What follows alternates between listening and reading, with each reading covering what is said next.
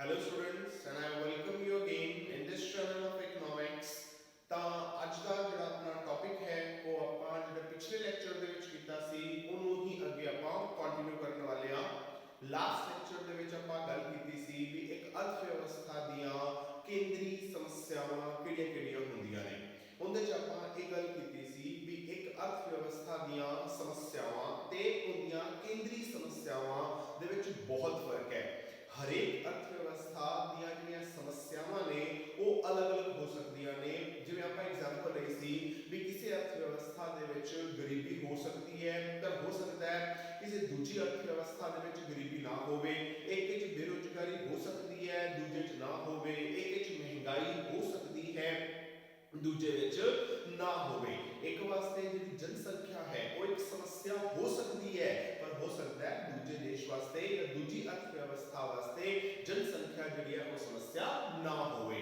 ਤਾਂ ਇਹ ਸਾਰੀਆਂ ਕੀ ਨੇ? ਇਹ ਇੱਕ ਅਰਥ ਵਿਵਸਥਾ ਦੀਆਂ ਸਮੱਸਿਆਵਾਂ ਨੇ ਜੋ ਕਿ ਹਰੇਕ ਅਰਥ ਵਿਵਸਥਾ ਦੀਆਂ ਵੱਖਰੀਆਂ ਹੋ ਸਕਦੀਆਂ ਨੇ। ਪਰ ਜਦੋਂ ਆਪਾਂ ਕੇਂਦਰੀ ਸਮੱਸਿਆ ਦੀ ਗੱਲ ਕਰਦੇ ਹਾਂ ਉਹ ਅਜਿਹੀਆਂ ਸਮੱਸਿਆਵਾਂ ਹੁੰਦੀਆਂ ਨੇ ਜਿਹੜੀਆਂ ਹਰੇਕ ਅਰਥ ਵਿਵਸਥਾ ਦੇ ਕੇਂਦਰ ਦੇ ਵਿੱਚ ਹੁੰਦੀਆਂ ਨੇ, ਹਰੇਕ ਅਰਥ ਵਿਵਸਥਾ ਦੀਆਂ ਕਾਮਨ ਹੁੰਦੀਆਂ ਨੇ, ਸਾਂਝੀਆਂ ਹੁੰਦੀਆਂ ਨੇ। ਉਹਦੇ ਚ ਆਪਾਂ ਤਿੰਨ ਕੇਂਦਰੀ ਸਮੱਸਿਆਵਾਂ ਦੀ ਗੱਲ ਕੀਤੀ ਸੀ। ਪਹਿਲਾ ਆਪਾਂ ਇਹ ਦੇਖਿਆ ਸੀ ਵੀ ਆਪਾਂ ਕਿਹੜੀਆਂ ਵਸਤੂਆਂ ਦਾ ਉਤਪਾਦਨ ਕਰਨਾ ਹੈ।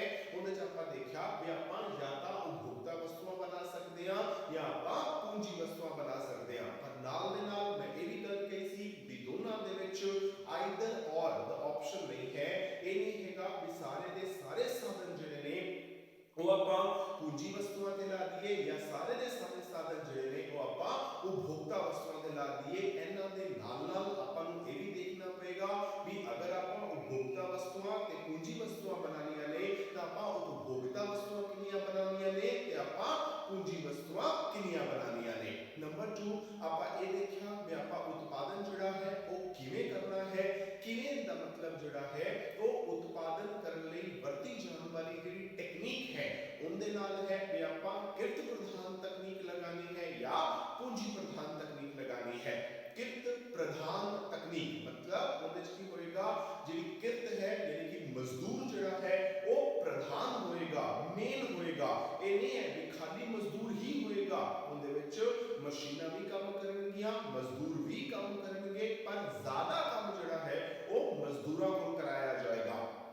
ਪੂੰਜੀ ਪ੍ਰਧਾਨ ਤਕਨੀਕ ਮਤਲਬ ਉਹਦੇ ਚ ਕੀ ਹੋਏਗਾ, ਜਿਹੜੀ ਪੂੰਜੀ ਯਾਨੀ ਕਿ ਜਿਹੜੀਆਂ ਮਸ਼ੀਨਾਂ ਨੇ ਉਹ ਪ੍ਰਧਾਨ ਹੋਣਗੀਆਂ। ਇਹਦਾ ਮਤਲਬ ਇਹ ਨਹੀਂ ਹੈਗਾ ਕਿ ਮਜ਼ਦੂਰਾਂ ਕੋਲ ਕੰਮ ਕਰਾਣਾ ਹੀ ਨਹੀਂ, ਮਜ਼ਦੂਰ ਵੀ ਕੰਮ ਕਰਨਗੇ ਪਰ ਜ਼ਿਆਦਾ ਕੰਮ ਜਿਹੜਾ ਹੈ ਉਹ ਮਸ਼ੀਨਾਂ ਕੋਲ ਕਰਵਾਇਆ ਜਾਏਗਾ। ਤੀਸਰਾ ਆਪਾਂ ਦੇਖਿਆ ਉਤਪਾਦਨ ਆਪਾਂ ਕਿੰਦੇ ਵਾਸਤੇ ਕਰਨਾ ਹੈ।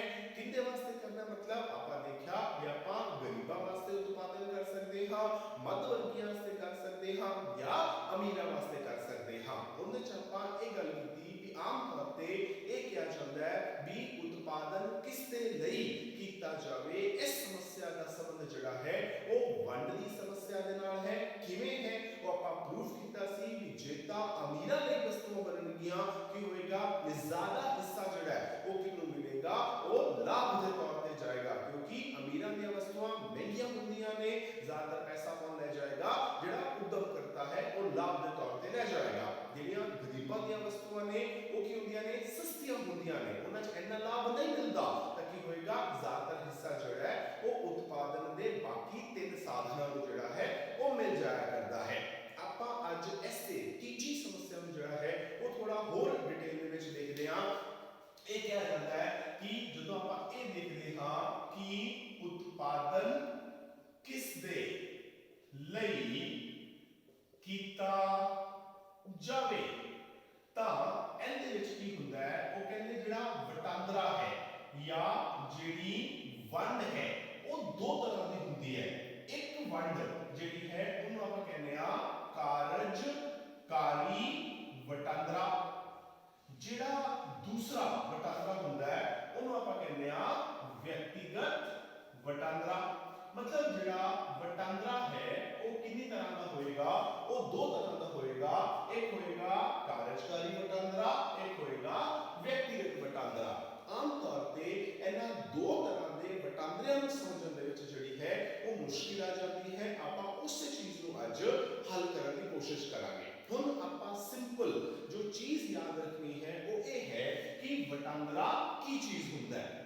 ਵਟਾਂਦਰਾ ਕੀ ਹੈ ਵੀ ਜਿੰਨੇ ਵੀ ਪੈਸੇ ਇੱਕ ਉਤਪਾਦਕ ਨੂੰ ਉਤਪਾਦਨ ਕਰਨ ਦੇ ਬਦਲੇ ਮਿਲੇ ਨੇ, ਹੁਣ ਉਸਨੇ ਕੀ ਕਰਨਾ ਹੈ, ਉਹ ਸਾਰੇ ਦੇ ਸਾਰੇ ਪੈਸੇ ਜਿਹੜੇ ਨੇ ਉਹਨੂੰ ਉਤਪਾਦਨ ਦੇ ਸਾਧਨਾਂ ਦੇ ਵਿੱਚ ਵੰਡ ਦੇਣਾ ਹੈ। ਹੁਣ ਉਤਪਾਦਨ ਦੇ ਸਾਧਨ ਕਿੰਨੇ ਹੁੰਦੇ ਨੇ?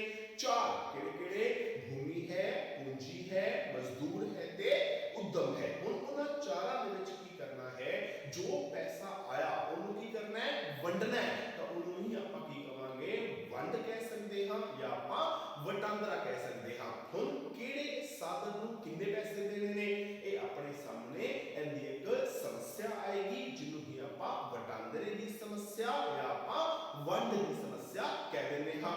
ਹੁਣ ਉਸ ਸਮੱਸਿਆ ਨੂੰ ਆਪਾਂ ਉਹਨੂੰ ਆ ਦੋ ਪੁਆਇੰਟ ਆਫ ਵਿਊ ਨਾਲ ਜਿਹੜਾ ਹੈ ਉਹ ਆਪਾਂ ਦੇਖਣ ਜਾ ਰਹੇ ਹਾਂ। ਇੱਕ ਆਪਾਂ ਕਾਰਜਕਾਰੀ ਵਟਾਂਦਰਾ ਦੇਖਾਂਗੇ, ਇੱਕ ਆਪਾਂ ਵਿਅਕਤੀਗਤ ਵਟਾਂਦਰਾ ਦੇਖਾਂਗੇ। ਨਾਮ ਤੋਂ ਗੱਲ ਕਲੀਅਰ ਕਰਦੇ ਹਾਂ।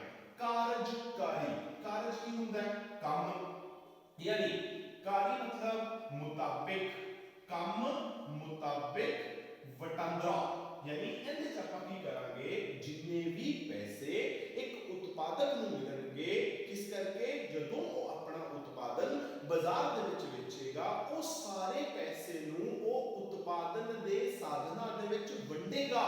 ਕਿੰਦੇ ਮੁਤਾਬਿਕ? ਉਹਨਾਂ ਦੁਆਰਾ ਕੀਤੇ ਜਾਣ ਵਾਲੇ ਕੰਮ ਦੇ ਮੁਤਾਬਿਕ। ਉਹਨੂੰ ਆਪਾਂ ਕੀ ਕਹਾਂਗੇ, ਕਾਰਜਕਾਰੀ ਵਟਾਂਦਰਾ।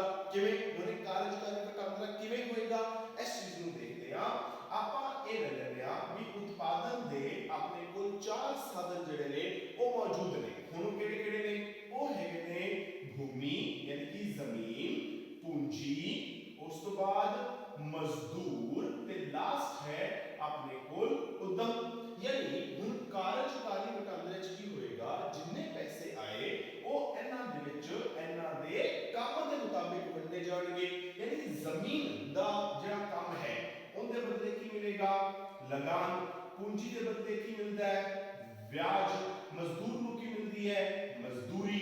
ਤੇ ਉਦਮ ਨੂੰ ਕੀ ਮਿਲਦਾ ਹੈ, ਲਾਭ। यानी अगर ਆਪਾਂ ਇਹ ਮੰਨ ਲਈਏ ਕਿ ਜਿਹੜਾ ਟੋਟਲ ਆਮਦਨ ਹੋਈ ਹੈ ਉਹ ਅਗਰ ਮੰਨ ਲਓ ਕਿ 100 ਰੁਪਏ ਦੀ ਹੋਈ ਹੈ, ਤਾਂ 100 ਰੁਪਏ ਜਿਹੜੇ ਨੇ ਇਹਨਾਂ ਚਾਰਾਂ ਦੇ ਵਿੱਚ ਇਹਨਾਂ ਨੇ ਜੋ ਜੋ ਕੰਮ ਕੀਤਾ ਉਹਦੇ ਮੁਤਾਬਿਕ ਜਿਹੜਾ ਹੈ ਉਹ ਆਪਾਂ ਵੰਡਾਂਗੇ। ਜਿਵੇਂ ਆਪਾਂ ਜਿੰਨੇ ਕੋਲ ਜ਼ਮੀਨ ਲਈ ਉਹਨੂੰ ਆਪਾਂ ਲਗਾਨ ਦੇ ਤੌਰ ਤੇ 20 ਰੁਪਏ ਦੇ ਸਕਦੇ ਹਾਂ। ਜਿਹੜਾ ਵਿਆਜ ਹੈ ਉਹਨੂੰ ਮੰਨ ਲਓ ਆਪਾਂ 20 ਰੁਪਏ ਦੇ ਸਕਦੇ ਹਾਂ। 50 ਰੁਪਏ ਆਪਾਂ ਮਜ਼ਦੂਰ ਨੂੰ ਦੇ ਸਕਦੇ ਹਾਂ ਤੇ 10 ਰੁਪਏ ਦਾ ਕੀ ਹੋ ਜਾਏਗਾ, ਲਾਭ ਹੋ ਜਾਏਗਾ। ਇਸ ਤਰ੍ਹਾਂ ਇਹਨਾਂ ਚਾਰਾਂ ਦਾ ਅਗਰ ਆਪਾਂ ਜੋੜ ਲਗਾਈਏ ਤਾਂ ਜੋੜ ਕੀ ਆ ਜਾਏਗਾ, 100 ਰੁਪਏ ਆ ਜਾਏਗਾ। ਹੁਣ ਆਪਾਂ ਸਾਰੇ ਉਤਪਾਦਨ ਦੇ ਸਾਧਨਾਂ ਦੇ ਵਿੱਚ ਆਪਾਂ ਕੀ ਕੀਤਾ, ਪੈਸੇ ਨੂੰ ਵੰਡਿਆ। ਕਿਹਦੇ ਮੁਤਾਬਿਕ ਵੰਡਿਆ, ਜਿਸ ਉਤਪਾਦਨ ਦੇ ਸਾਧਨ ਨੇ ਜੋ ਕੰਮ ਕੀਤਾ ਉਸ ਕੰਮ ਦੇ ਮੁਤਾਬਿਕ ਆਪਾਂ ਉਹਨੂੰ ਪੈਸੇ ਜਿਹੜੇ ਨੇ ਉਹ ਆਪਾਂ ਦੇਤੇ। ਹੁਣ ਆਪਾਂ ਆ ਜਾਂਦੇ ਹਾਂ ਇੱਧਰ ਵਿਅਕਤੀਗਤ ਵਟਾਂਦਰਾ ਦੇ ਵਿੱਚ। ਹੁਣ ਇੱਥੇ ਕੀ ਸਮੱਸਿਆ ਆਉਂਦੀ ਹੈ, ਆਮ ਤੌਰ ਤੇ ਅਗਰ ਆਪਾਂ ਆਪਣੇ ਵਰਗੇ ਦੇਸ਼ ਦੀ ਗੱਲ ਕਰੀਏ ਤਾਂ ਆਪਣੇ ਵਰਗੇ ਦੇਸ਼ ਦੇ ਵਿੱਚ ਜਿਹੜੇ ਇਹ ਚਾਰ ਉਤਪਾਦਨ ਦੇ ਸਾਧਨ ਨੇ ਇਹਨਾਂ ਦੇ ਵਿੱਚ ਨਾ ਫਰਕ ਕਰਨਾ ਪੋਸੀਬਲ ਨਹੀਂ ਹੁੰਦਾ। ਕਿਉਂ ਨਹੀਂ ਹੁੰਦਾ, ਕਿਉਂਕਿ ਅਗਰ ਆਪਾਂ ਆਪਣੇ ਕਿਸਾਨਾਂ ਦੀ ਗੱਲ ਕਰੀਏ, ਹੁਣ ਆਪਣਾ ਕਿਸਾਨ ਜਿਹੜਾ ਹੈ ਉਹ ਕੀ ਕਰਦਾ ਹੈ, ਉਹ ਆਦੀ ਜ਼ਮੀਨ ਵੀ ਲਾਉਂਦਾ ਹੈ, ਨੰਬਰ 2 ਆधा पैसा भी लाता है, आधी जमीन ते आप ही ऐसे मजदूर काम भी करता है ते नाल दे नाल सारे उत्पादन दे साधनां नूं इकट्ठा भी करता है। मतलब एक ही बंदा जिहड़ा है वो की कर रहा है, वो कई काम करता है। यानी वो जमीन दे तौर ते भी काम करता है, पूंजीपति दे तौर ते भी काम करता है, मजदूर दे तौर ते भी काम करता है ते उद्यमकर्ता दे तौर ते भी काम करता है। हुण अगर आप समझिए कि अगर मान लो कि उनकी 100 रुपए की कनक पैदा हुई, हुण उन्हें 100 रुपए ਜਿਹੜੇ ਨੇ ਉਹ ਵੰਡਣੇ ਨੇ। ਕਿਵੇਂ ਵੰਡਣੇ ਨੇ, ਕੁਝ ਮਜ਼ਦੂਰ ਉਹਦੇ ਆਦੇ ਘਰ ਦੇ ਹੋਣਗੇ, ਕੁਝ ਮਜ਼ਦੂਰ ਉਹ ਬਾਜ਼ਾਰੋਂ ਲੈ ਕੇ ਆਏਗਾ, ਕੁਝ ਪੈਸਾ ਆਪ ਲਾਏਗਾ, ਕੁਝ ਬਾਹਰੋਂ ਲਏਗਾ, ਕੁਝ ਜ਼ਮੀਨ ਉਹਦੀ ਆਦੀ ਹੋਏਗੀ, ਕੁਝ ਬਾਹਰੋਂ ਲਏਗਾ। ਯਾਨੀ ਹੁਣ ਉਹਨੇ ਪੈਸਾ ਵੰਡਣਾ ਹੈ। ਜਿਹੜਾ ਬਾਹਰ ਦੇ ਲੋਕਾਂ ਨੂੰ ਪੈਸਾ ਦੇਣਾ ਹੈ ਉਹ ਤਾਂ ਕੀ ਹੋਏਗਾ, ਉਹ ਕਾਰਜਕਾਰੀ ਵਟਾਂਦਰੇ ਦੇ ਮੁਤਾਬਿਕ ਉਹ ਵੰਡ ਦੇਗਾ। ਜਿੰਨੇ ਕੋਲ ਜ਼ਮੀਨ ਲਈ ਹੈ ਉਹਨੂੰ ਪਤਾ ਹੈ ਕਿ ਮੈਨੂੰ ਇਹਨਾਂ ਲਗਾਨ ਦੇਣਾ ਹੈ, ਜਿੰਨੇ ਕੋਲ ਜਿੰਨਾ ਪੈਸਾ ਲਿਆ ਉਹਨੂੰ ਪਤਾ ਹੈ ਮੈਂ ਇਹਨੂੰ ਵਿਆਜ ਦੇਣੀ ਹੈ, ਜਿਹੜੇ ਮਜ਼ਦੂਰ ਨੇ ਬਾਹਰੋਂ ਬੁਲਾਇਆ ਹੈ ਉਹਨੂੰ ਪਤਾ ਹੈ ਇਹਨਾਂ ਨੂੰ ਮੈंने ਮਜ਼ਦੂਰੀ ਦੇਣੀ ਹੈ। ਉਹਨਾਂ ਵਿੱਚ ਤਾਂ ਕਾਰਜਕਾਰੀ ਵਟਾਂਦਰਾ ਹੋ ਜਾਏਗਾ। अगर मान लो कि 100 रुपए की कनक बनी है तो 100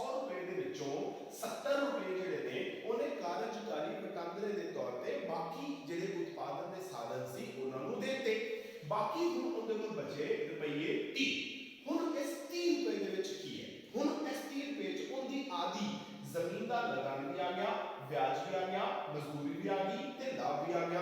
ਯਾਨੀ ਹੁਣ ਸਮੱਸਿਆ ਇਹ ਪੈਦਾ ਹੋਈ, ਹੁਣ ਉਹ ਕਿਵੇਂ ਦੱਸੇਗਾ ਵੀ ਇਹਦੇ ਨੇ 30 ਰੁਪਏ ਦੇ ਵਿੱਚੋਂ ਮੇਰੀ ਜ਼ਮੀਨ ਦਾ ਲਗਾਨ ਕਿੰਨਾ ਹੈ, ਮੇਰੀ ਪੂੰਜੀ ਦਾ ਵਿਆਜ ਕਿੰਨਾ ਹੈ, ਮੇਰੀ ਮਜ਼ਦੂਰੀ ਕਿੰਨੀ ਹੈ, ਮੇਰਾ ਲਾਭ ਕਿੰਨਾ ਹੈ, ਪੋਸੀਬਲ ਨਹੀਂ ਹੈ। ਤਾਂ ਵਿਅਕਤੀਗਤ ਵਟਾਂਦਰਾ ਨਾਮ ਤੋਂ ਕਲੀਅਰ ਕਰਾਂਗੇ।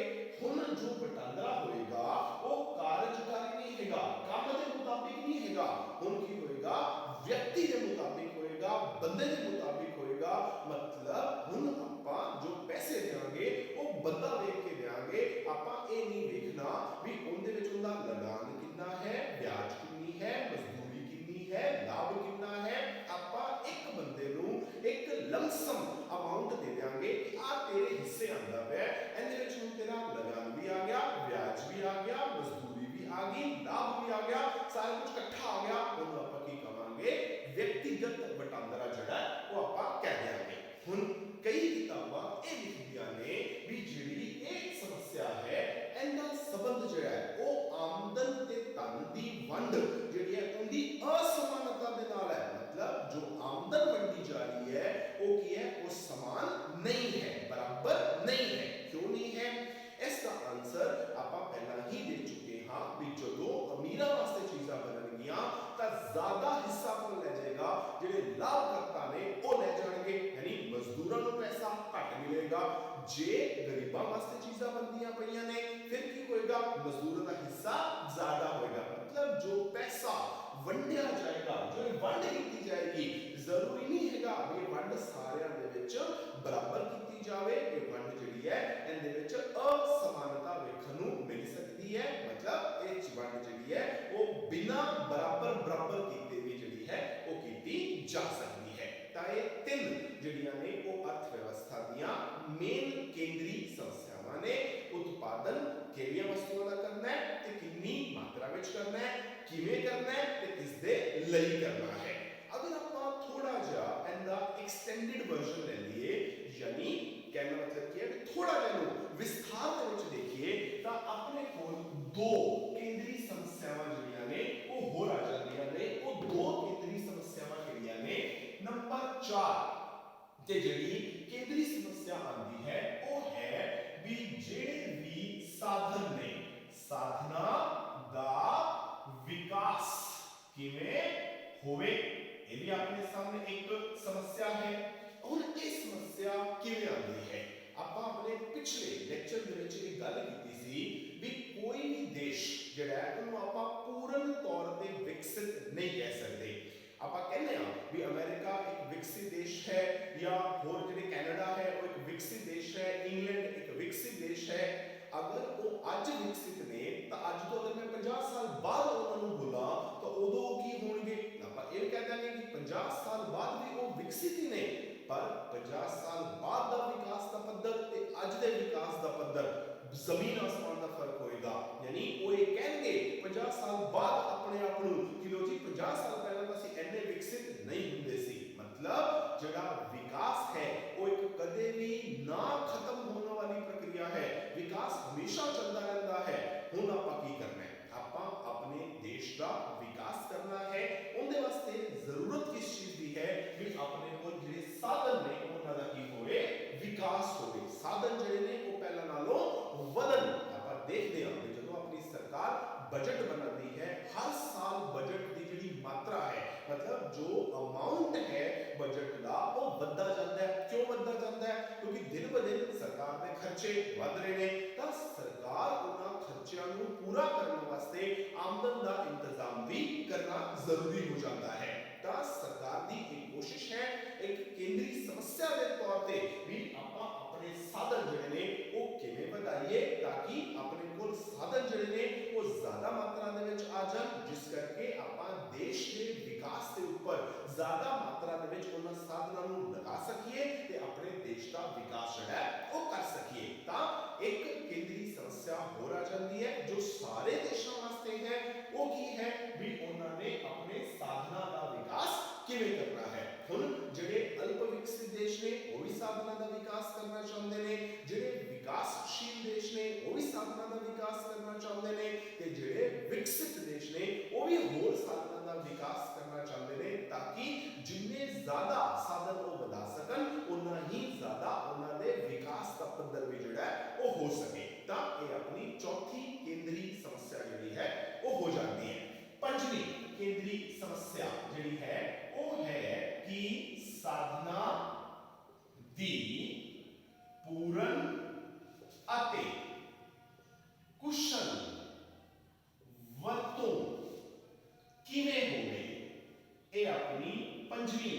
ਆਰਥਿਕ ਸਮੱਸਿਆ ਜਿਹੜੀ ਹੈ ਉਹ ਆ ਜਾਂਦੀ ਹੈ। ਹੁਣ ਇਸ ਸਮੱਸਿਆ ਦੇ ਵਿੱਚ ਦੋ ਚੀਜ਼ਾਂ ਮੇਨ ਆਈਆਂ। ਪਹਿਲਾ ਉਹ ਹੈ ਸਾਧਨਾਂ ਦੀ ਪੂਰਨ ਵਰਤੋਂ।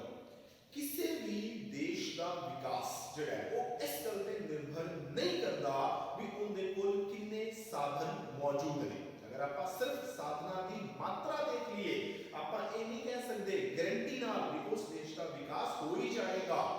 ਜਿਹੜਾ ਵਿਕਾਸ ਹੈ ਉਹ ਦੋ ਚੀਜ਼ਾਂ ਤੇ ਨਿਰਭਰ ਕਰਦਾ ਹੈ। ਪਹਿਲਾ ਵੀ ਸਾਧਨ ਹੈਗੇ ਕਿੰਨੇ ਨੇ, ਨੰਬਰ 2 ਤੁਸੀਂ ਕੀ ਉਹਨਾਂ ਸਾਧਨਾਂ ਦੀ ਪੂਰਨ ਯਾਨੀ ਕਿ ਪੂਰੀ ਵਰਤੋਂ ਕਰ ਰਹੇ ਹੋ ਕਿ ਨਹੀਂ ਕਰ ਰਹੇ। ਤੁਹਾਡੇ ਕੋਲ ਇੱਕ ਦੇਸ਼ ਦੇ ਤੌਰ ਤੇ ਸਾਧਨ ਬਹੁਤ ਮੌਜੂਦ ਨੇ, ਪਰ ਤੁਸੀਂ ਉਹ ਸਾਧਨਾਂ ਦੀ ਸਹੀ ਵਰਤੋਂ ਹੀ ਨਹੀਂ ਕਰ ਪਾ ਰਹੇ, ਤਾਂ ਫਿਰ ਉਹ ਸਾਧਨ ਜਿਹੜੇ ਨੇ ਉਹ ਤੁਹਾਡੇ ਦੇਸ਼ ਦੇ ਵਿਕਾਸ ਵਿੱਚ ਕਿਸੇ ਤਰ੍ਹਾਂ ਦਾ ਯੋਗਦਾਨ ਨਹੀਂ ਦੇ ਪਾਣਗੇ। ਮਤਲਬ ਸਿਰਫ ਸਾਧਨਾਂ ਦਾ ਹੋਣਾ ਹੀ ਕਾਫੀ ਨਹੀਂ ਹੈ, ਉਹਨਾਂ ਸਾਧਨਾਂ ਦੀ ਪੂਰੀ ਵਰਤੋਂ ਕਰਨਾ ਵੀ ਜ਼ਰੂਰੀ ਹੈ। ਤਾਂ ਇਹ ਆਪਣੀ ਪੰਜਵੀਂ ਕੇਂਦਰੀ ਸਮੱਸਿਆ ਹੋ ਜਾਂਦੀ ਹੈ, ਜਿਹੜੀ ਹਰੇਕ ਦੇਸ਼ ਨੂੰ ਦੇਖਣੀ ਪੈਂਦੀ ਹੈ ਵੀ ਜਿਹੜੇ ਵੀ ਉਹਦੇ ਕੋਲ ਸਾਧਨ ਮੌਜੂਦ ਨੇ ਉਹ ਉਹਨਾਂ ਸਾਰੇ ਸਾਧਨਾਂ ਦੀ ਪੂਰੀ ਵਰਤੋਂ ਕਿਵੇਂ ਕਰੇ, ਤਾਂ ਕਿ ਉਹ ਸਾਧਨ ਜਿਹੜੇ ਨੇ ਉਹ ਦੇਸ਼ ਦੇ ਵਿਕਾਸ ਵਾਸਤੇ ਆਪਣਾ ਯੋਗਦਾਨ ਦੇ ਸਕਣ।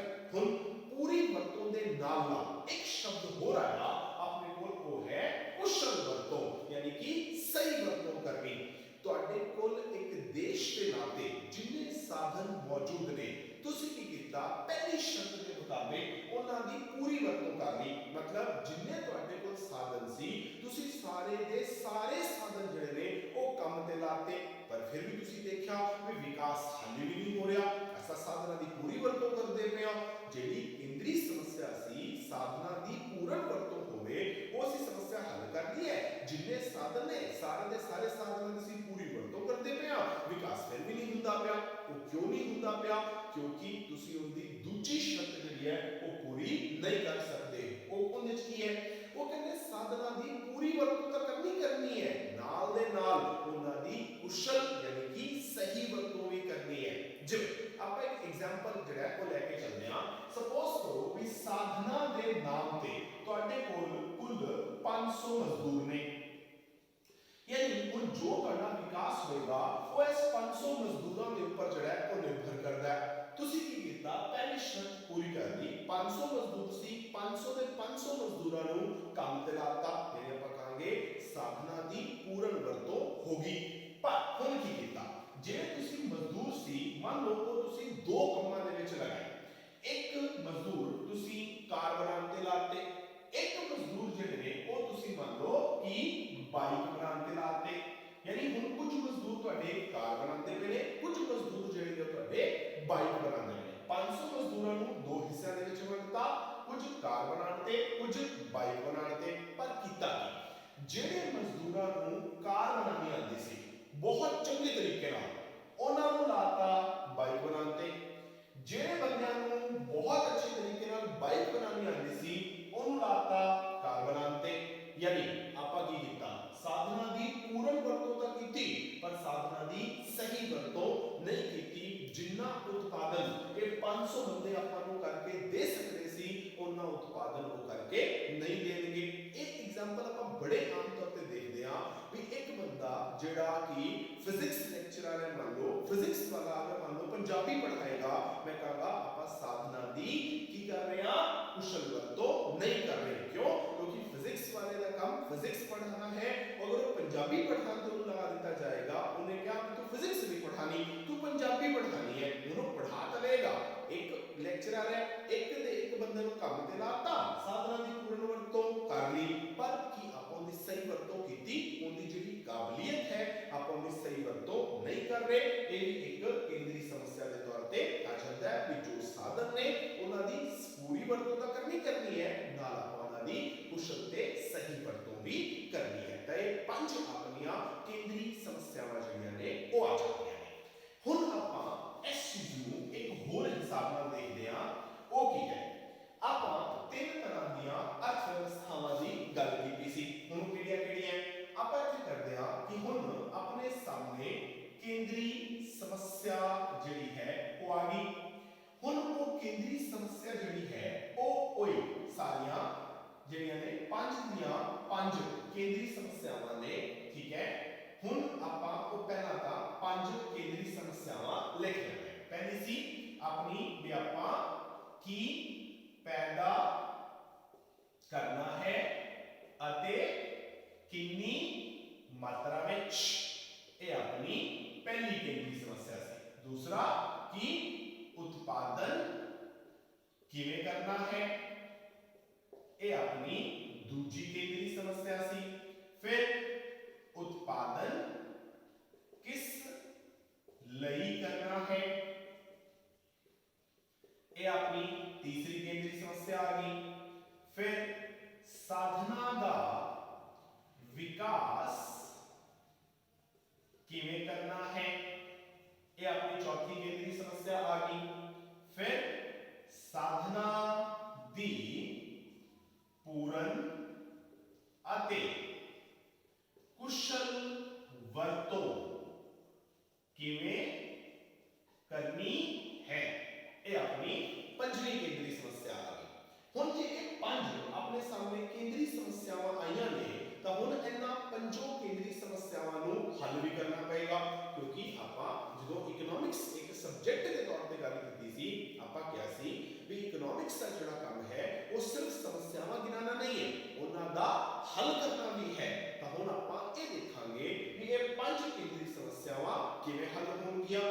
इनका जवाब इस तरह दे विच है भी क्योंकि जिहड़ियां अर्थव्यवस्थावां ने वो तीन तरह ਦੀਆਂ ਹੁੰਦੀਆਂ ਨੇ। ਆਪਾਂ अपने पिछले लेक्चर ਦੇ ਵਿੱਚ अर्थव्यवस्था ਦਾ मीनिंग ਕੀਤਾ ਸੀ कि अर्थव्यवस्था ਦਾ मीनिंग ਕੀ ਹੁੰਦਾ है, प्रबंध है, सिस्टम है, एक तरीका है, मेथड है, विधि है।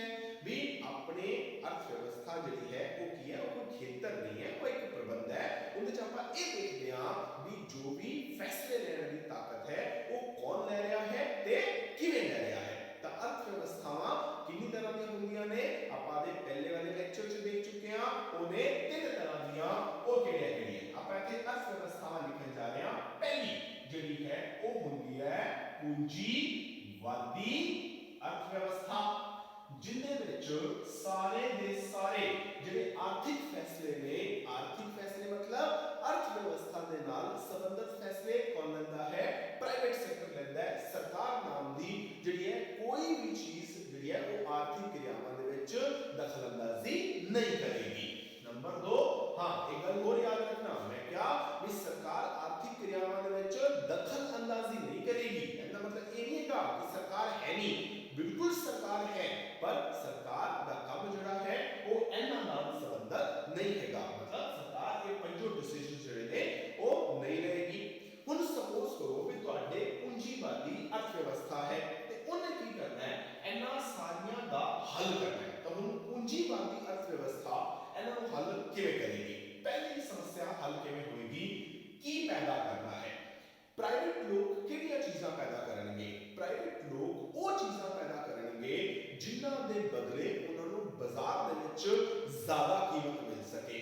मतलब अगर आपां ये मान लीए भी टाटा वाला कार बनाएगा कि टाटा वाला लूण बनाएगा, हुण देखेगा मैनूं मुनाफा किहदे च ज़्यादा हुंदा है, तां मुनाफा किहदे ज़्यादा होएगा, कार बनाउण दे विच। तो की करेगा, कार ज़्यादा बनाएगा। उनका मेन काम जिहड़ा है वो प्रॉफिट कमाना है, लाभ कमाना है।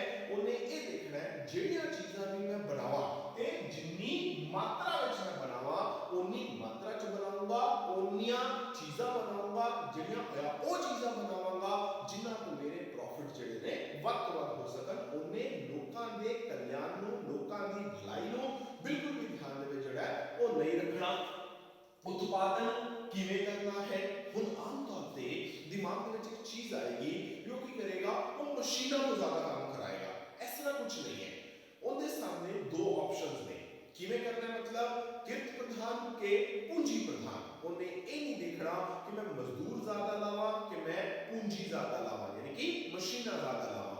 वो ये देखेगा कि दोनों तो अगर मैं उत्पादन कराना मैनू सस्ता केड़ा पैंदा है। जे तुहानू लगेगा मैनू मजदूर सस्ते पैंदे ने तो मजदूरां कोल काम कराएगा, जे लगदा मैनू मशीनां सस्तियां पैंदियां ने तो मशीनां कोल काम कराएगा। मतलब उन्हें किरत प्रधान या पूंजी प्रधान ये नहीं देखना, उन्हें ये देखना है जो सस्ता तरीका पैदा होएगा उस सस्ते तरीके नाल अपना उत्पादन जिहड़ा है वो करवा लेगा।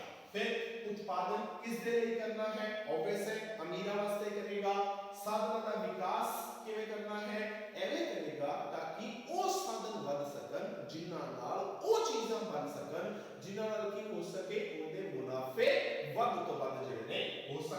ਸਾਧਨਾਂ ਦੀ ਪੂਰਨ ਵਰਤੋਂ ਕਿਵੇਂ ਕਰੇਗਾ? ਜਿਹੜੇ ਬੰਦੇ ਨੂੰ ਜੋ ਕੰਮ ਆਂਦਾ ਹੈ ਉਹਨੂੰ ਉਹੀ ਕੰਮ ਕਰਾਏਗਾ, ਦੂਜਾ ਕੰਮ ਨਹੀਂ ਕਰਾਏਗਾ, ਤਾਂ ਕਿ ਹਰੇਕ ਬੰਦੇ ਦੀ ਕਾਬਲੀਅਤ ਦਾ ਸਹੀ ਉਪਯੋਗ ਜਿਹੜਾ ਹੈ ਉਹ ਕਰ ਸਕੇ। ਤਾਂ ਇੱਕ ਪੂੰਜੀਵਾਦੀ ਅਰਥ ਵਿਵਸਥਾ ਕਿਵੇਂ ਕੇਂਦਰੀ ਸਮੱਸਿਆਵਾਂ ਨੂੰ ਹੱਲ ਕਰਦੀ ਹੈ ਉਹ ਆਪਾਂ ਇਹਨਾਂ ਪੰਜਾਂ ਦੇ ਰੂਪ ਦੇ ਵਿੱਚ ਦੇਖ ਲਿਆ। ਅਗਲੀ ਜਿਹੜੀ ਅਰਥ ਵਿਵਸਥਾ ਹੈ ਉਹ ਹੈ ਸਮਾਜਵਾਦੀ ਅਰਥ ਵਿਵਸਥਾ। ਹੁਣ ਇਹ ਕਿਹੜੀ ਹੁੰਦੀ ਹੈ? ਆਪਾਂ ਆਲਰੇਡੀ ਗੱਲ ਕੀਤੀ ਸੀ ਵੀ ਸਮਾਜਵਾਦੀ ਅਰਥ ਵਿਵਸਥਾ ਜਿਹੜੀ ਹੈ ਉਹ ਹੈ ਜਿਹਦੇ ਵਿੱਚ ਸਾਰੇ ਆਰਥਿਕ ਫੈਸਲੇ ਕੌਣ ਲਏਗਾ? ਸਰਕਾਰ ਲਏਗੀ। ਹੁਣ ਇਹ ਪੰਜ ਸਮੱਸਿਆਵਾਂ ਨੂੰ ਹੱਲ ਕਰਨ ਦੀ ਜ਼ਿੰਮੇਵਾਰੀ ਕਿਹਦੇ ਤੇ ਹੈ? ਸਰਕਾਰ ਤੇ ਹੈ। ਹੁਣ ਸਰਕਾਰ ਨੇ ਇਹ ਸਾਰੇ ਫੈਸਲੇ ਜਿਹੜੇ ਨੇ ਉਹ ਲੈਣੇ ਨੇ। ਹੁਣ ਸਰਕਾਰ ਫੈਸਲਾ ਕਿਵੇਂ ਲਏਗੀ? ਇੱਕ ਇੱਕ ਕਰਕੇ ਦੇਖਦੇ ਹਾਂ। ਕੀ ਪੈਦਾ ਕਰਨਾ ਹੈ? ਹੁਣ ਸਰਕਾਰ ਦੇਖ ਰਹੀ ਹੈ ਕਿ ਮੈਂ ਕੀ ਪੈਦਾ ਕਰਨਾ ਹੈ। ਸਰਕਾਰ ਉਹ ਚੀਜ਼ਾਂ ਨੂੰ ਪੈਦਾ ਕਰੇਗੀ ਜਿਨ੍ਹਾਂ ਨਾਲ ਲੋਕਾਂ ਦੀ ਭਲਾਈ ਵੱਧ ਤੋਂ ਵੱਧ ਹੋ ਸਕੇ, ਕਿਉਂਕਿ ਸਰਕਾਰ ਦਾ ਕੰਮ ਮੁਨਾਫਾ ਕਮਾਉਣਾ ਨਹੀਂ ਹੈ, ਸਰਕਾਰ ਦਾ ਕੰਮ ਲੋਕਾਂ ਦੀ ਭਲਾਈ ਕਰਨਾ ਹੈ। ਤਾਂ ਸਰਕਾਰ ਉਹ ਚੀਜ਼ਾਂ ਬਣਾਏਗੀ ਜਿਨ੍ਹਾਂ ਨਾਲ ਜ਼ਿਆਦਾ ਤੋਂ ਜ਼ਿਆਦਾ ਲੋਕਾਂ ਨੂੰ ਜਿਹੜਾ ਉਹ ਕਲਿਆਣ ਮਿਲ ਸਕੇ, ਉਹਨਾਂ ਦੀ ਭਲਾਈ, ਉਹਨਾਂ ਦੀ ਸੰਤੁਸ਼ਟੀ ਵੱਧ ਤੋਂ ਵੱਧ ਜਿਹੜੀ ਹੈ ਉਹ ਕੀਤੀ ਜਾ ਸਕੇ। ਨੰਬਰ 2, ਉਤਪਾਦਨ ਕਿਵੇਂ ਕਰਨਾ ਹੈ? ਹੁਣ ਸਰਕਾਰ ਕੀ ਕਰੇਗੀ? ਉਹ ਵੀ ਕਿਰਤ ਪ੍ਰਧਾਨ ਤੇ ਪੂੰਜੀ ਪ੍ਰਧਾਨ ਨਹੀਂ ਦੇਖੇਗੀ, ਉਹ ਇਹ ਦੇਖੇਗੀ ਲੋਕਾਂ ਦੀ ਭਲਾਈ ਕਿੰਦੇ ਚ ਹੈ। ਤਾਂ ਲੋਕਾਂ ਦੀ ਭਲਾਈ ਕਿੰਦੇ ਚ ਹੋਏਗੀ? ਜਿੰਨੇ ਜ਼ਿਆਦਾ ਤੋਂ ਜ਼ਿਆਦਾ ਲੋਕਾਂ ਨੂੰ ਕੰਮ ਮਿਲੇਗਾ। ਮਤਲਬ ਸਰਕਾਰ ਕੀ ਕਰੇਗੀ? ਉਹ ਕਿਰਤ ਪ੍ਰਧਾਨ ਤਕਨੀਕ ਅਪਣਾਏਗੀ, ਜ਼ਿਆਦਾ ਲੋਕਾਂ ਦਾ ਜਿਹੜਾ ਕੰਮ ਹੈ ਉਹ ਮਜ਼ਦੂਰਾਂ ਨੂੰ ਕਰਾਏਗੀ ਤਾਂ ਕਿ ਉਹਨਾਂ ਨੂੰ ਜ਼ਿਆਦਾ ਤੋਂ ਜ਼ਿਆਦਾ ਪੈਸਾ ਮਿਲ ਸਕੇ, ਉਹਨਾਂ ਦਾ ਜੀਵਨ ਪੱਧਰ ਜਿਹੜਾ ਹੈ ਉਹ ਉੱਚਾ ਚੁੱਕਿਆ ਜਾ ਸਕੇ। ਉਤਪਾਦਨ ਕਿਸ ਦੇ ਲਈ ਕਰਨਾ ਹੈ? ਤਾਂ ਸਰਕਾਰ ਗਰੀਬਾਂ ਦੇ ਲਈ ਉਤਪਾਦਨ ਕਰੇਗੀ, ਕੋਸ਼ਿਸ਼ ਕਰੇਗੀ ਕਿ ਜਿਹੜੇ ਗਰੀਬ ਨੇ ਕਮ ਸੇ ਕਮ ਜਿਹੜੀਆਂ ਉਹਨਾਂ ਦੀਆਂ ਮੇਨ ਜ਼ਰੂਰਤਾਂ ਨੇ, ਮੇਨ ਜ਼ਰੂਰਤਾਂ ਹਮੇਸ਼ਾ ਪੰਜ ਹੁੰਦੀਆਂ ਨੇ: ਰੋਟੀ, ਕੱਪੜਾ, ਮਕਾਨ, ਸਿੱਖਿਆ ਤੇ ਸਿਹਤ। ਤੇ ਪੰਜ ਜ਼ਰੂਰਤਾਂ ਜਿਹੜੀਆਂ ਨੇ ਉਹ ਸਾਰੇ ਲੋਕਾਂ ਦੀਆਂ ਪੂਰੀਆਂ ਹੋ ਸਕਣ। ਤਾਂ ਅਗਰ ਇਹਨਾਂ ਸਾਰੇ ਲੋਕਾਂ ਦੀਆਂ ਇਹ ਜ਼ਰੂਰਤਾਂ ਪੂਰੀਆਂ ਹੋ ਜਾਣਗੀਆਂ, ਉਸ ਤੋਂ ਬਾਅਦ ਸਰਕਾਰ ਜਿਹੜਾ ਹੈ ਉਹ ਮੱਧ ਵਰਗੀਆਂ ਵਾਸਤੇ ਤੇ ਫਿਰ ਉਸ ਤੋਂ ਬਾਅਦ ਅਮੀਰਾਂ ਵਾਸਤੇ ਸੋਚੇਗੀ। ਸਭ ਤੋਂ ਪਹਿਲੀ ਜਿਹੜੀ ਪ੍ਰਾਇੋਰਟੀ, ਪ੍ਰਾਥਮਿਕਤਾ, ਪਹਿਲ ਸਰਕਾਰ ਦੀ ਰਹੇਗੀ ਉਹ ਰਹੇਗੀ ਗਰੀਬ ਲੋਕ। ਯਾਨੀ ਸਰਕਾਰ ਕਿਸ ਦੇ ਲਈ ਉਤਪਾਦਨ ਕਰੇਗੀ? ਗਰੀਬਾਂ ਵਾਸਤੇ, ਤਾਂ ਕਿ ਉਹਨਾਂ ਦੀਆਂ ਜ਼ਰੂਰਤਾਂ ਨੂੰ ਪੂਰਾ ਕਰਕੇ ਉਹਨਾਂ ਦੇ ਕਲਿਆਣ ਨੂੰ ਜਿਹੜਾ ਹੈ ਉਹ ਵਧਾਇਆ ਜਾ ਸਕੇ। ਸਾਧਨਾਂ ਦਾ ਵਿਕਾਸ ਕਿਵੇਂ ਕਰਨਾ ਹੈ? ਸਰਕਾਰ ਆਪਣੇ ਪੱਧਰ ਤੇ ਕੋਸ਼ਿਸ਼ ਕਰੇਗੀ। ਫਿਰ ਸਾਧਨਾਂ ਦੀ ਪੂਰਨ ਤੇ ਕੁਸ਼ਲ ਵਰਤੋਂ ਵੀ ਸਰਕਾਰ ਜਿਹੜਾ ਹੈ ਉਹ ਕਰੇਗੀ, ਕਿਉਂਕਿ ਸਰਕਾਰ ਦਾ ਮੇਨ ਮਕਸਦ ਜਿਹੜਾ ਹੈ ਉਹ ਲੋਕਾਂ ਦੀ ਭਲਾਈ ਕਰਨਾ ਹੈ। ਸਰਕਾਰ ਸਾਧਨਾਂ ਦੀ ਸਹੀ ਵਰਤੋਂ ਤੇ ਪੂਰੀ ਵਰਤੋਂ ਇਸ ਤਰ੍ਹਾਂ ਕਰੇਗੀ ਤਾਂ ਕਿ ਲੋਕਾਂ ਦਾ ਕਲਿਆਣ, ਲੋਕਾਂ ਦੀ ਭਲਾਈ ਵੱਧ ਤੋਂ ਵੱਧ ਜਿਹੜੀ ਹੈ ਉਹ ਹੋ ਸਕੇ। ਤੀਸਰੀ ਜਿਹੜੀ ਹੈ ਉਹ ਹੁੰਦੀ ਹੈ ਉਹ ਹੈ ਆਪਣੀ ਮਿਸ਼ਰਿਤ ਅਰਥ ਵਿਵਸਥਾ। ਹੁਣ ਇਹਦੇ ਚ ਕੀ ਹੋਏਗਾ? ਇਹਦੇ ਚ ਉੱਪਰ ਵਾਲੇ ਦੋਨੋਂ ਖੇਤਰ ਜਿਹੜੇ ਨੇ ਉਹ ਕੰਮ ਕਰਨਗੇ। ਹੁਣ ਇਹਦੇ ਚ ਕੀ ਹੋਏਗਾ? ਦੋਨੋਂ ਹੈਗੇ ਨੇ, ਯਾਨੀ ਸਾਰੀਆਂ ਜਿਹੜੀਆਂ ਕੇਂਦਰੀ ਸਮੱਸਿਆਵਾਂ ਨੇ ਇਹਦੇ ਬਾਰੇ ਜੋ ਫੈਸਲੇ ਲੈਣਗੇ ਉਹ ਦੋਨੋਂ ਮਿਲ ਕੇ ਲੈਣਗੇ। ਕਿਵੇਂ ਲੈਣਗੇ? ਪਹਿਲੀ ਗੱਲ ਕਰੀਏ ਕੀ ਪੈਦਾ ਕਰਨਾ ਹੈ। ਹੁਣ ਕੁਝ ਨਹੀਂ ਹੈ, ਸਿੰਪਲ ਹੈ, ਸਿਰਫ ਦੋ ਉੱਪਰ ਆਪਾਂ ਕੀਤੇ ਦੋਨਾਂ ਨੂੰ ਇਕੱਠਾ ਕਰ ਦੇਣਾ ਹੈ। ਅਗਰ ਪ੍ਰਾਈਵੇਟ ਵਾਲੇ ਫੈਸਲਾ ਲੈਣਗੇ ਤਾਂ ਕੀ ਕਰਨਗੇ? ਉਹ ਚੀਜ਼ਾਂ ਪੈਦਾ ਕਰਨਗੇ ਤੇ ਉਨੀ ਮਾਤਰਾ ਵਿੱਚ ਕਰਨਗੇ ਜਿਨ੍ਹਾਂ ਨਾਲ ਉਹਨਾਂ ਦੇ ਲਾਭ ਵੱਧ ਤੋਂ ਵੱਧ ਹੋ ਸਕਣ।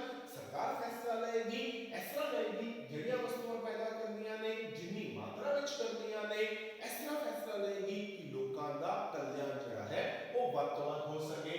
ਕਿਵੇਂ ਕਰਨਾ ਹੈ? ਪ੍ਰਾਈਵੇਟ ਸੈਕਟਰ ਵਾਲਾ ਫੈਸਲਾ ਲਏਗਾ ਤਾਂ ਲਾਗਤ ਨੂੰ ਜਿਹੜਾ ਘੱਟ ਤੋਂ ਘੱਟ ਕਰਨ ਦੀ ਕੋਸ਼ਿਸ਼ ਕਰੇਗਾ ਤਾਂ ਕਿ ਲਾਭ ਨੂੰ ਵੱਧ ਤੋਂ ਵੱਧ ਕਰ ਸਕੇ। ਸਰਕਾਰ ਕੀ ਕਰੇਗੀ? ਜ਼ਿਆਦਾ ਤੋਂ ਜ਼ਿਆਦਾ ਲੋਕਾਂ ਨੂੰ ਕੰਮ ਦੇਣ ਦੀ ਕੋਸ਼ਿਸ਼ ਕਰੇਗੀ, ਯਾਨੀ ਕਿ ਸਰਕਾਰ ਦੀ ਕੋਸ਼ਿਸ਼ ਰਹੇਗੀ ਕਿਰਤ ਪ੍ਰਧਾਨ ਤਕਨੀਕ ਅਪਣਾਣਾ। ਕਿਸ ਦੇ ਲਈ ਕਰਨਾ ਹੈ? ਤਾਂ ਜਿਹੜੇ ਪ੍ਰਾਈਵੇਟ ਲੋਕ ਨੇ ਉਹ ਅਮੀਰਾਂ ਵਾਸਤੇ ਉਤਪਾਦਨ ਕਰਨਗੇ, ਕਿਉਂਕਿ ਇਹ ਅਮੀਰ ਲੋਕ ਨੇ ਜੋ ਇਹਨਾਂ ਪ੍ਰਾਈਵੇਟ ਲੋਕਾਂ ਨੂੰ ਉਹਨਾਂ ਦੀ ਚੀਜ਼ ਦੀ ਜ਼ਿਆਦਾ ਕੀਮਤ ਜਿਹੜੀ ਹੈ ਉਹ ਦੇ ਸਕਦੇ ਨੇ। ਗਰੀਬ ਇਸ ਹਾਲਤ 'ਚ ਨਹੀਂ ਹੋਣਗੇ ਵੀ ਉਹਨੂੰ ਜ਼ਿਆਦਾ ਕੀਮਤ ਦੇ ਸਕਣ, ਤਾਂ ਗਰੀਬਾਂ ਵਾਸਤੇ ਉਤਪਾਦਨ ਕੌਣ ਕਰੇਗਾ? ਉਹ ਆਪਣੀ ਸਰਕਾਰ ਕਰੇਗੀ। ਸਾਧਨਾਂ ਦਾ ਵਿਕਾਸ ਪ੍ਰਾਈਵੇਟ ਸੈਕਟਰ ਵੀ ਕਰਨਾ ਚਾਹੁੰਦਾ ਹੈ, ਪੂੰਜੀਵਾਦੀ ਵੀ ਕਰਨਾ ਚਾਹੁੰਦੇ ਨੇ ਤੇ ਸਰਕਾਰ ਵੀ ਕਰਨਾ ਚਾਹੁੰਦੀ ਹੈ, ਪਰ ਪ੍ਰਾਈਵੇਟ ਕਰਨਾ ਚਾਹੁੰਦਾ ਹੈ ਆਦਾ ਲਾਭ ਵੱਧ ਤੋਂ ਵੱਧ ਕਰਨ ਵਾਸਤੇ, ਸਰਕਾਰ ਕਰਨਾ ਚਾਹੁੰਦੀ ਹੈ ਲੋਕਾਂ ਦਾ ਕਲਿਆਣ ਵੱਧ ਤੋਂ ਵੱਧ ਕਰਨ ਵਾਸਤੇ। ਸਾਧਨਾਂ ਦੀ ਪੂਰਨ ਤੇ ਕੁਸ਼ਲ ਵਰਤੋਂ ਪ੍ਰਾਈਵੇਟ ਵੀ ਚਾਹੁੰਦੇ ਨੇ, ਸਰਕਾਰ ਵੀ ਚਾਹੁੰਦੀ ਹੈ, ਪ੍ਰਾਈਵੇਟ ਚਾਹੁੰਦਾ ਹੈ ਮੁਨਾਫਾ ਵੱਧ ਤੋਂ ਵੱਧ ਹੋ ਸਕੇ, ਸਰਕਾਰ ਚਾਹੁੰਦੀ ਹੈ ਲੋਕਾਂ ਦਾ ਕਲਿਆਣ ਜਿਹੜਾ ਹੈ ਉਹ ਵੱਧ ਤੋਂ ਵੱਧ ਹੋ ਸਕੇ। ਤਾਂ ਇਹ ਸੀ ਵੀ ਇੱਕ ਜਿਹੜੀ ਅਰਥ ਵਿਵਸਥਾ ਹੈ ਪੂੰਜੀਵਾਦੀ, ਸਮਾਜਵਾਦੀ, ਮਿਸ਼ਰਿਤ, ਉਹ ਇਹਨਾਂ 5 ਕੇਂਦਰੀ ਸਮੱਸਿਆਵਾਂ ਦਾ ਹੱਲ ਕਿਵੇਂ ਕਰਦੀ ਹੈ। ਤਾਂ ਸਿੰਪਲ ਯਾਦ ਰੱਖਣਾ ਹੈ ਵੀ ਜਿਹੜੀ ਪੂੰਜੀਵਾਦੀ ਹੈ ਉਹ ਹਮੇਸ਼ਾ ਕੀ ਕਰਨਗੇ, ਆਪਣਾ ਪ੍ਰੋਫਿਟ, ਆਪਣਾ ਲਾਭ ਦੇਖਣਗੇ। ਜਿਹੜੇ ਸਮਾਜਵਾਦੀ ਨੇ ਯਾਨੀ ਕਿ ਸਰਕਾਰ ਪ੍ਰਧਾਨ ਹੈ ਉਹ ਲੋਕਾਂ ਦਾ ਕਲਿਆਣ ਵੇਖੇਗੀ। ਇਹਦੇ ਵਿੱਚ ਕੀ ਹੋਏਗਾ, ਦੋਨੋਂ ਆਪਣੇ ਆਪਣੇ ਮਕਸਦ ਵਾਸਤੇ ਕੰਮ ਕਰਨਗੇ। ਤਾਂ ਉਮੀਦ ਹੈ ਤੁਹਾਨੂੰ ਲੈਕਚਰ ਸਮਝ ਆਇਆ ਹੋਵੇਗਾ। ਕੋਈ ਡਾਊਟ ਹੋਵੇ ਤਾਂ ਉਹਨੂੰ ਜ਼ਰੂਰ ਜਿਹੜਾ ਹੈ ਉਹ ਕਮੈਂਟ ਬਾਕਸ ਦੇ ਵਿੱਚ ਜ਼ਰੂਰ ਲਿਖਿਆ ਜੇ। ਤੁਹਾਡੇ ਡਾਊਟ ਜਿਹੜੇ ਨੇ ਉਹ ਕਲੀਅਰ ਕਰ ਦਿੱਤੇ ਜਾਣਗੇ। Thank you very much.